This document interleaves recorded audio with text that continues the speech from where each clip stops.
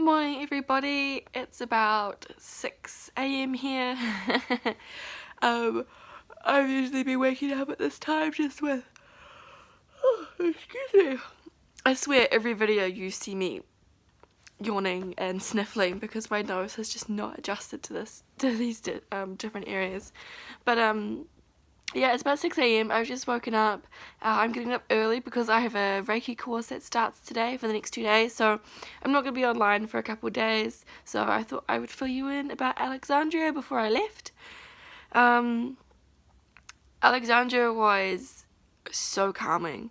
Coming from, as I mentioned in my last video, coming from Cairo, which is just chocker. Cairo is really, it's just full on. So going to Alexandria is just a very calm pace. As I said, I felt like I could relax. So it was so nice to get a break from the city. I was so grateful to their American family who invited me along. They had a spare seat in their tour company van, so that was really cool. I just had to pay for my entry fees, so that was about 250 EGP, which is about I'm gonna say 30 New Zealand dollars for a whole day, about three or four entries, and some amazing ones too. So we started, it was a 2-hour drive into Alexandria, and then we started our day off with the, what is it, I've written it down somewhere, it was the catacombs, the Kum al Shofka. I've got the ticket here. So that was amazing. It was it's considered one of the 7 wonders, and basically it is where when the Romans started to take over in Egypt, and this is their burial grounds, and they, instead of being mummified, they were cremated. So you're walking down 3 or 4 flights of stairs, and in the middle of it, there is a massive gap that goes all the way down, and that's where their ashes were thrown down. So they were cremated down through there, and the ashes were collected down the bottom, and they collect the ashes, and then yeah. So anyway, we're going down the stairs, and it's incredible. It used to be completely underwater, there was the canal running through Alexandria, but they've found a natural way to push the water down. So that was amazing. It wasn't as decorated. It was painted.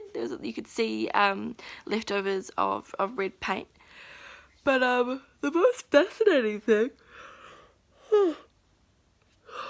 excuse me, I've just woken up. The most fascinating thing was you could see the Egyptians, the Greek, and the Romans had combined all of their culture, their way of life, their art. For instance, you'd see an Egyptian wearing a Greek robe, or you'd see a Greek, wearing the Egyptian clothes, which was incredible to see. Or they shared similar features, or the Romans would be using, bits of jewelry or things that had come from the Egyptians. And so this is the only place that this has been shown anywhere where the 3 cultures have merged. So you could really see they were starting to create together. And in the main burial room for the down there, you could see all the beautiful Egyptian artwork of how, it shows their process of the mummification. And it was said the Romans didn't believe in mummification. They didn't want to come back.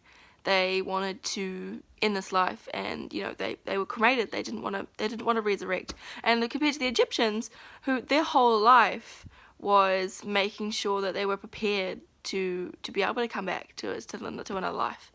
And so to see that they were burying a Roman down there and showing that procedure was amazing. So I'm not too sure. No one's really too sure why or how, but they, for some reason they joined together, and they created a sarcophagus. It was sarcophagus for a Roman. So that was amazing. That was really amazing to see, seeing all those three cultures come together. But walking around also, it's funny. Before it was found, it was covered in pottery. And they say that it was covered in pottery because all the people who came to visit the dead, just as you would in a graveyard or such, when they came and ate, there was a huge feast room down there. And they would chuck their pottery when they got back up top, down, because they didn't want to take home the dead. They didn't want to take home the death with them. So after, hundreds of years of that happening, it was covered in pottery.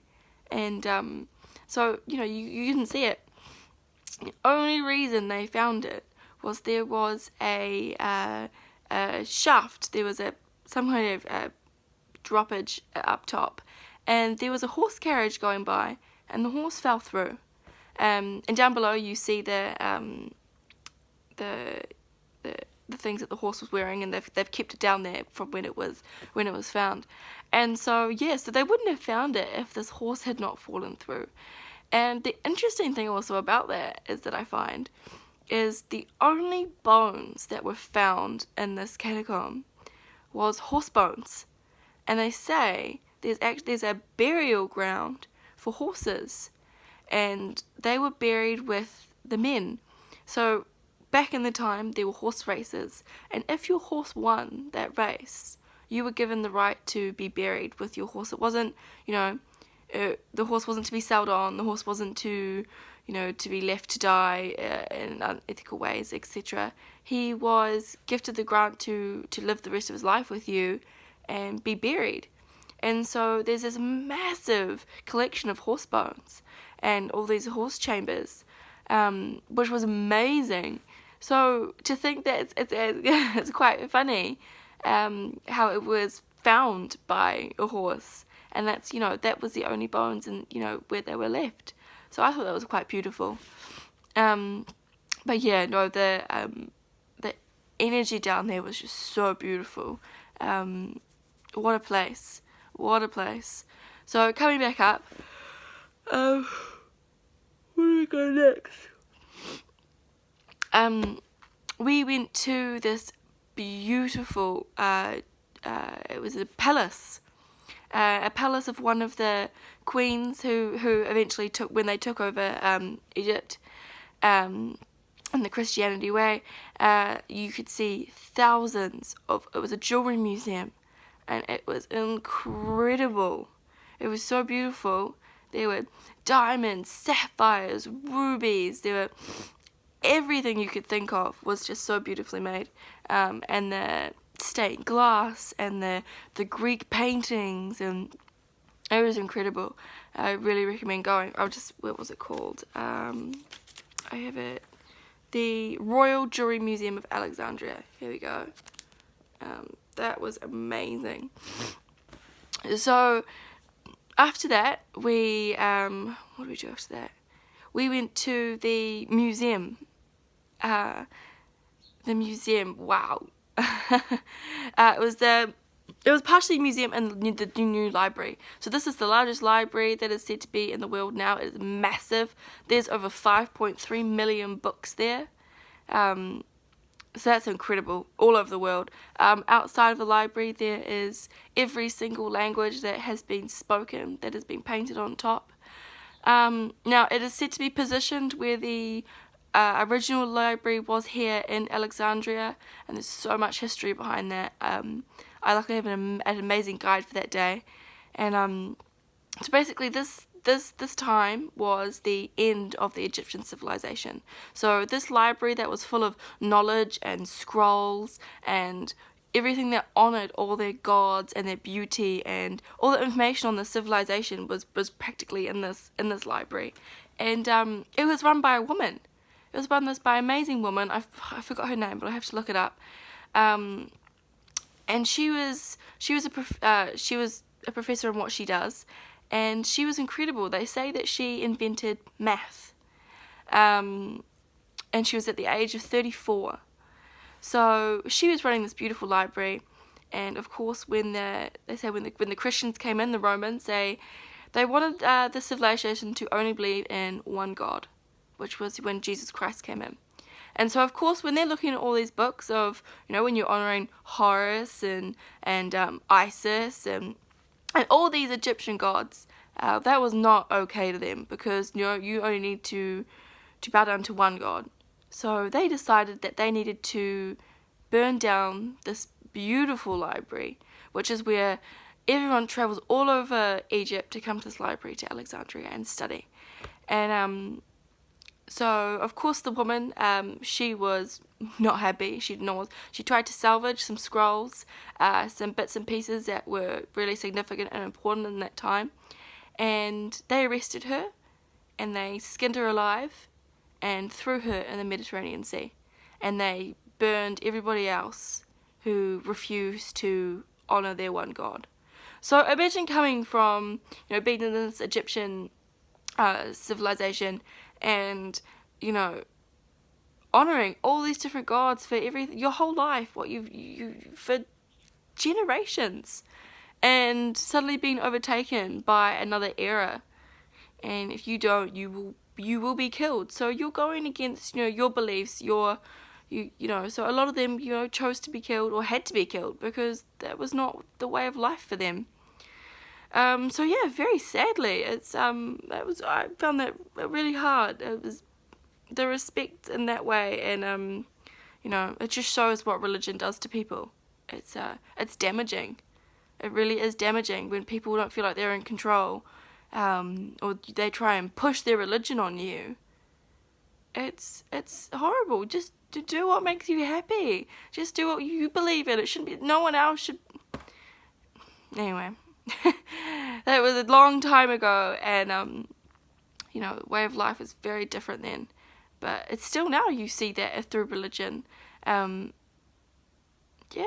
forced to believe into something, or you're pressured to believe into something that you don't want to, especially as women. So prayers to the woman who tried to look after this beautiful library, and who tried to salvage this, and who got killed. So, but yeah, that was the end of the Egyptian civilization, was Christianity coming through, which is really sad. Anyway, so we went through this massive, this library is insane. We didn't have much time, but we just zoomed through the artwork and it was great because this is such a more relaxed area. You see a lot more women walking around. So when you're walking through the library, all these women are studying. And it was so good to see. It was refreshing, seeing more women around and them being able to feel more relaxed. It was really nice. So going through this museum was incredible. So we entered the museum, and our guide had gone to go pick us up some lunch. And we had these Egyptian-style crepes, which was so good.